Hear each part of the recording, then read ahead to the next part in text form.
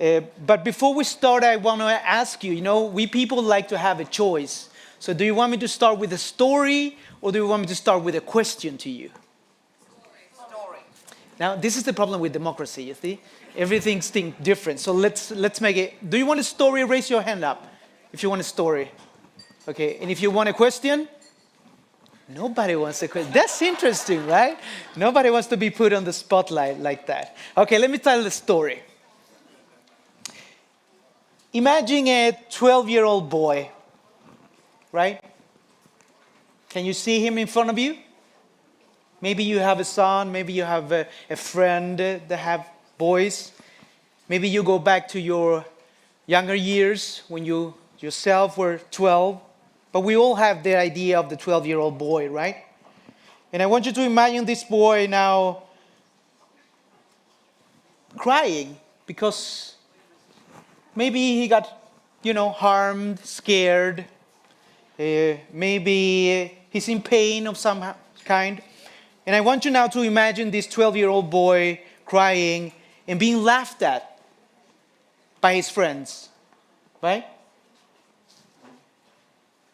So you have this 12-year-old boy with his friends, and he's being laughed at.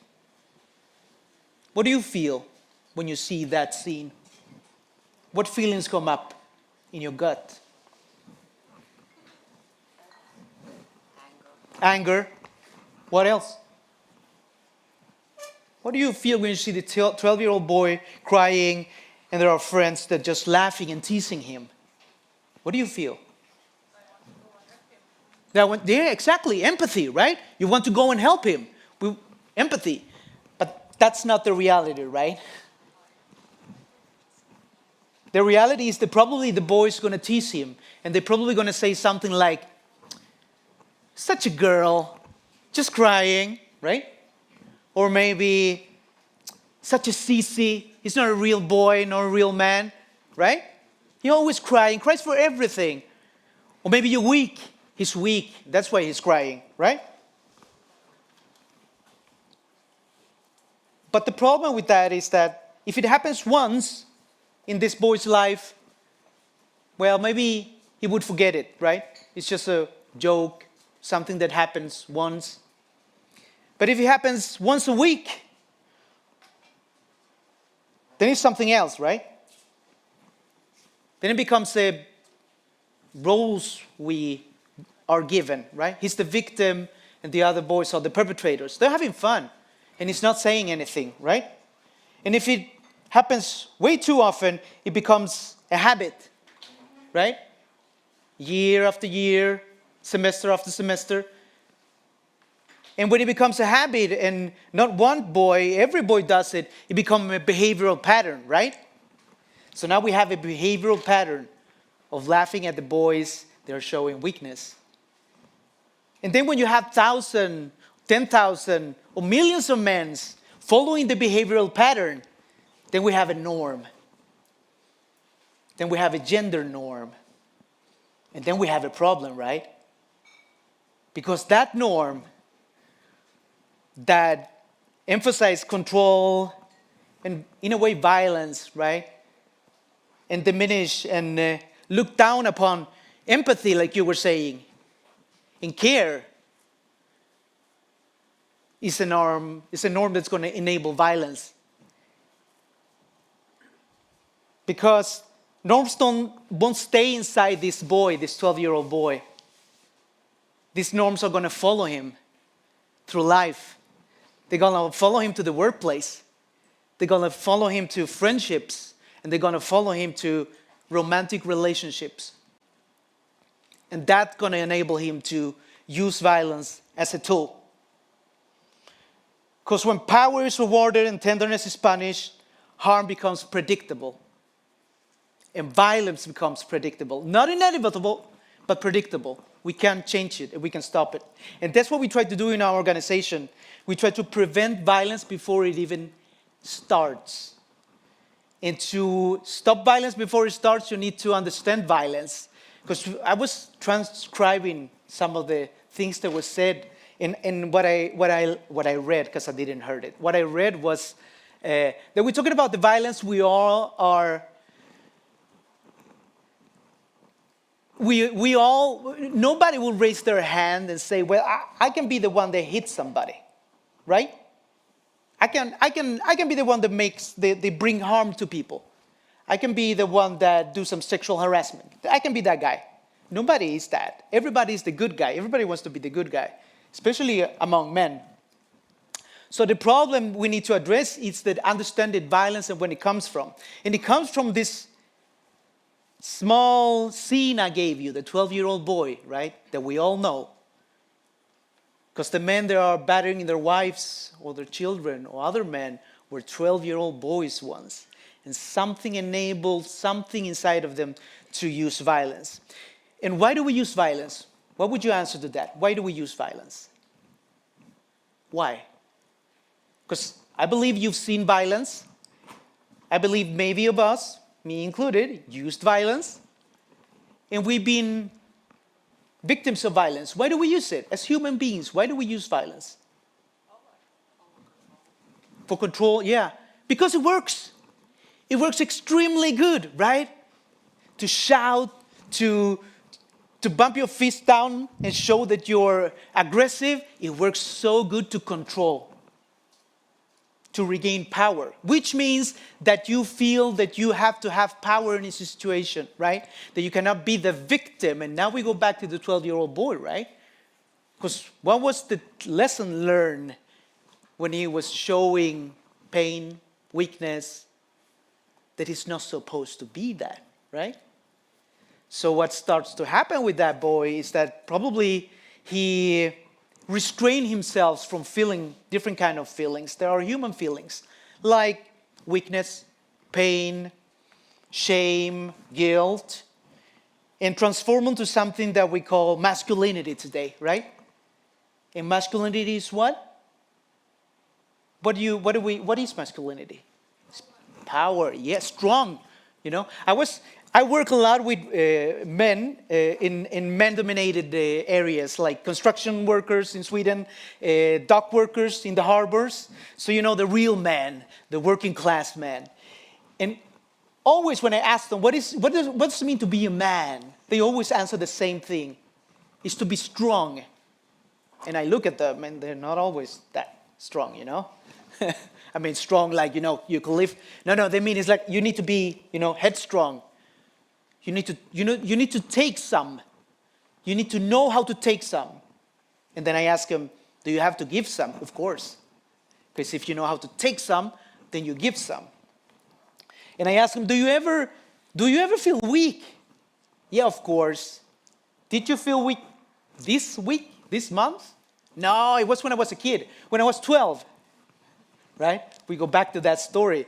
Because this is an emotional, what would you call it? A way of shutting down emotionally to be human. And this is not only us talking about it. This is Oransky and Fisher, two scholars from, I think, Canada and the States. And they talk about the 4 norms of how boys become men. Because there's a story, right? Boys are just boys, and then they become young men, and then they become men, and then we become old. But that's another story. And they talk about 4 norms that boys often follow. And one of the norms are the constant effort of trying to prove that I'm a man. Not in a physical form, but in a social form, right? The way I talk, the way I sit, you know, we don't sit like this. Young boys don't sit like this. Because there's a fear of another boy teasing him. Do you know how young boys sit? Yeah, they sit like this, right? Yeah. Now it's okay. Now I'm a man. I'm showing everybody I'm a man. I'm not a woman, because woman is being a bad thing, right? And that brings you to the second norm that Oransky and Fisher talk about. Except of being showing constant effort and being in a kind of a competition amongst other men to be the man, you know, the man. Like in every sports, you know. Then you have heterosexism. You need to be a straight man, right? You cannot be a gay man. You cannot be the man by being a gay man, which means that femininity and everything that has to do with women is something that weakness. And doing the constant effort and weakness doesn't go together, right? So we need to put the third rule or norm, and that's emotional restriction. There are emotions that are good for us to show that we are men in our constant effort. And there are emotions that are not so good, right? I was talking about crying, the simple fact of crying. A human action, there is an emotion that's totally normal for us, right? When we fear, when we are afraid, when it's too much, we're overwhelmed, then we cry. But as a man, you're not supposed to do that, not in public at least, right? And every young boy knows this, because I always say, I know who watches you when you cry. And they say, what? Yeah, it's the pillow at night, right? That's your best friend when you cry, right? And probably some music. And then goes out, how did you know? And I say, well, I'm a mess too, right? I'm a man too. I've been through the whole story. And then we have the fourth, and I think you know this one, especially if you think about 12, 13, 14-year-old boys. And it's the social teasing, right? It's the social teasing. We love each other. I love my friends. I loved my friends when I was 12, but we had to tease each other. It's not a nice teasing. It's not like I call my friend Dennis, you're my king, right? Because that would be against the second rule, heterosexism, right? Because then people would think, oh, you're gay. So I need to say something to prove that I'm a man and to prove that I can take it and to let him prove that he can take it. So I'm calling him something that he is supposed to be angry about, right? And that's the way we interact with each other every day, right? Everything that's feminine, everything that has to do with women is like something we don't want to be a part of. And everything that you need to be a man around, you need to prove it every time with your body, with your actions, with your language, right? And then you need to tease each other to kind of like have a social life. I mean, can you imagine living a whole life like that? It's like a cooker pressure, right? A pressure cooker. Is that, yeah? A pressure cooker, yeah? One day you're just going to blow. And we already learned that violence is the best tool to get my way through, right? For controlling you and for controlling myself also, to regain the control we have to. So what we do in the organization Men is we try to address the two things. What is violence? Try to tell people violence is not the thing that we already are agreed upon. We have laws. That's not what we're going to talk about. We're going to talk about what makes that possible, right? And what makes it possible is the banter, is the teasing, right? Because it starts there. And you all know and you all saw it when you grow up. Best friends, they start to tease each other, right? It's mama jokes, right? You know mama jokes? Yeah. Somebody starts with a mama joke and then you need to do a better one. And everyone around is laughing. And then you go back and forth. And somebody wins, right? Somebody wins when somebody said, oh, he beat you. He did the best laugh. But sometimes I don't want to give up because I know I need to prove myself that I'm the man, right? So I get angry. And I say something about, you don't say that about my mama, right? And then he says, what about you said about my mama? And then we start fighting. It ends up in a fight. It takes like 5 minutes. We're best friends, but it ends up in a fist fight from joking the whole way to a fist fight. The funny thing is, that doesn't work with a dad, right?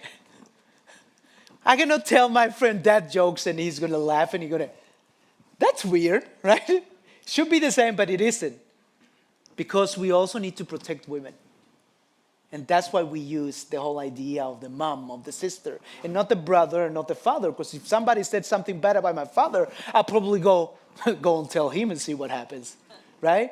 And I'm implicitly saying, he's going to use violence on you, right? Because he's stronger than you. You see the red line, the thread that goes through the whole? The problem is, it's not only violence against other men that we learn. It's not only violence against women that we learn. It's also violence against ourselves. We are diminishing our way of becoming humans. We are just man. We take the you out of human. We're just man.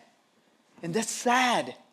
And this is a way to address violence and to make men be a part of the vision we have in our organization, and the vision is very simple, is to have an equal society free from violence.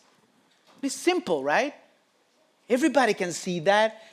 An equal society, same power, same opportunities for women and men, non-binary people. Everybody in the society has equal opportunities and power to shape their lives without violence. But the problem is that we don't have experience of that. In the history of humankind, we never had, as long as we know it, an equal society free from violence. So we need to start with the stories, right? We need to tell the stories. How would that society look like? So let me go back to the 12-year-old where I started. Imagine that 12-year-old now crying because, I don't know, he's sad, missing his dad, maybe, because the dad is the one who's taking me to school, and now he's at a conference in Tallinn. And he comes to school and he breaks down because he's sad. And the friend, the best friend, the one that used to play with him and tease him a bit, he tells him, "What's up? Why are you crying?" And the boy, the 12-year-old boy, says, I'm just sad. I'm just sad. And the other boy says, "Well, let me give you a hug." And the other boys looked and said, "Oh, that's nice," and start hugging each other. And we maybe laugh about it. And it's a small, small step, and it's a small, small scene I'm giving you. But also, one small act of courage. This is how a society free from violence begins. I hope I'm giving you some kind of way of looking at this from another angle, especially in the violence prevention perspective as working with boys. And of course, we need to address the men in the room, and not only in this room, in every room in society. And one of the ways we've realized that it's a good way of encouraging men to work against violence is what I mentioned just before, the roles of being a father. In the role of being a father is a great, great way of making men do what we never were learned and when we never was accepted, to care for each other and to show empathy. And we need to train. It's a training thing. I mean, I'm almost 50 years. It took me 40 years to learn that. I don't want the young kids to wait 40 years to learn how to be a human being. Thank you so much for listening to me and for being here.